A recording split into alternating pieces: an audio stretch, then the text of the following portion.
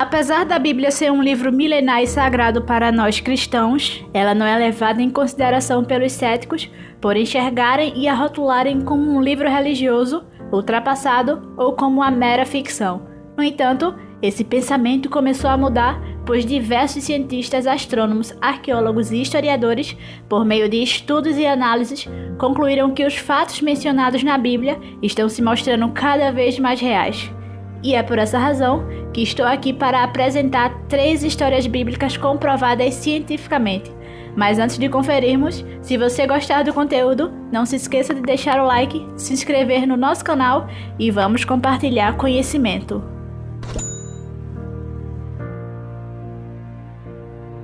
Arca de Noé. Dificilmente alguém nunca ouviu falar dessa história narrada nas Escrituras, quando Deus ordenou de forma detalhada como este imenso barco deveria ser construído. Você pode até ter se questionado se isso realmente aconteceu. Por isso, em resposta a essa dúvida, alunos da Universidade de Leicester, na Inglaterra, investigaram a possibilidade da arca ter flutuado enquanto carregava um par de cada espécie de animal.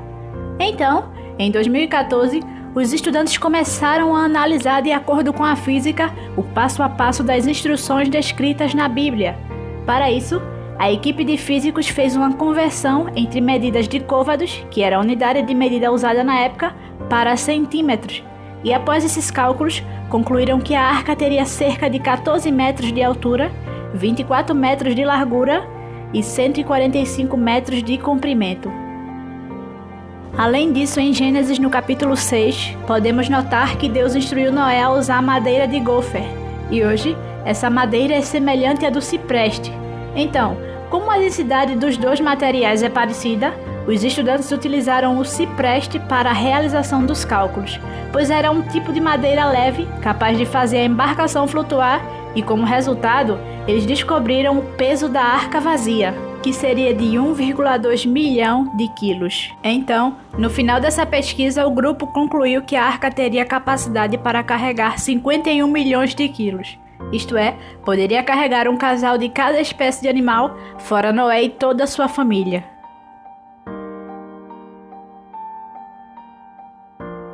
Pragas do Egito. De acordo com os textos do livro de Êxodo, podemos notar que Deus se utilizou de Moisés para libertar o povo hebreu da escravidão do Egito. Porém, devido à dureza e resistência de Faraó contra o povo, Deus permitiu que 10 terríveis pragas açoitassem os egípcios. A primeira delas foi a conversão das águas do rio Nilo em sangue. A segunda, infestações de rãs. A terceira, infestações de piolho. A quarta, moscas, e assim sucessivamente. Com isso, o físico Colin Humphreys, e professor da Universidade de Cambridge, relatou uma possível explicação para esse acontecimento em seu livro Os Milagres do Êxodo, e afirma que essas pragas realmente teriam acontecido. Sobre a praga da conversão da água em sangue, o cientista afirma que isso pode ter se iniciado com um aumento excessivo de algas que produzem substâncias nocivas aos seres vivos, toxinas que contaminaram todo o rio e deu uma coloração vermelha nas águas, além de levar à morte de todos os peixes que lá habitavam. Esse fenômeno ecológico é conhecido como amensalismo, que é justamente quando ocorre uma grande concentração de algas marinhas que liberam substâncias tóxicas que deixam manchas vermelhas capazes de provocar a morte de vários animais marinhos. Então, seguindo essa lógica, esse fenômeno originou reações em cadeia e repercutiu diretamente no funcionamento do ecossistema, fazendo com que as outras pragas mencionadas na Bíblia ocorressem uma após a outra. Um exemplo disso foi a segunda praga em que as rãs passaram a sair do seu habitat natural e se aglomerado por todo o Egito, ou seja, tudo isso ocorrendo por meio do desequilíbrio da cadeia alimentar. Pois, em qualquer ecossistema, quando existe harmonia, a cadeia alimentar provoca um equilíbrio ecológico, de modo que tudo funcione normalmente. Porém, se houver um desequilíbrio, o ecossistema fica vulnerável ao aparecimento de pragas. Torre de Babel. Em Gênesis, no capítulo 11, o texto narra que houve um tempo em que os habitantes da terra falavam o mesmo idioma. Nesse período, os povos movidos pela soberba e ambição concordaram em construir uma imensa torre que tinha quase 2,5 km de altura. Assim, Deus confundiu os idiomas para impedir a comunicação entre os povos, a fim de que a obra fosse interditada e assim os habitantes se espalhassem pelo mundo e se multiplicassem. Esse fato para alguns pode parecer sem lógica ou um exagero pensar que existia uma torre tão alta assim. No entanto, estudos científicos provam que isso realmente foi possível.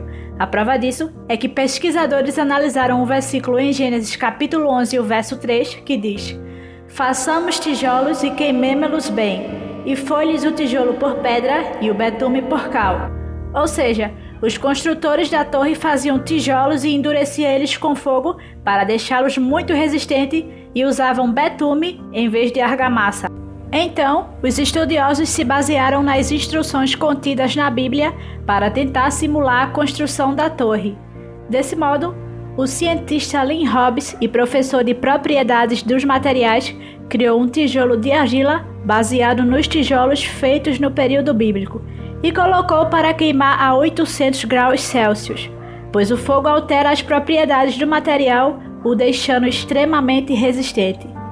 Em seguida, o cientista testou a resistência do tijolo, o colocando em uma máquina capaz de imprensá-lo até quebrar, e notou que esse tijolo suportaria até 3 toneladas, equivalente a 3.000 quilos. Então, após diversos cálculos, Hobbs concluiu que esses tijolos seriam capazes de erguer uma torre de 3 km de altura, ou seja, quase 5 vezes mais alto que o atual prédio mais alto do mundo, o Burj Khalifa.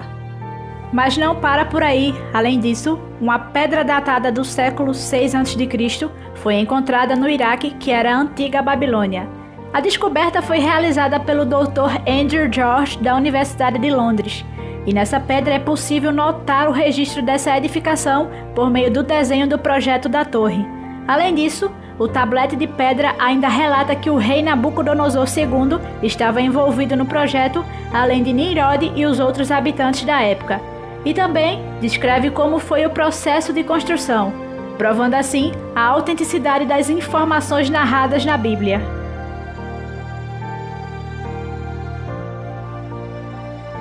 Foram esses alguns fatos científicos de vários que evidenciam a veracidade da palavra de Deus. E antes de finalizar, segue uma frase do famoso físico e matemático Isaac Newton para você refletir, que diz: "Todas as descobertas humanas parecem ter sido feitas com um único propósito: confirmar cada vez mais a verdade contida nas Escrituras Sagradas."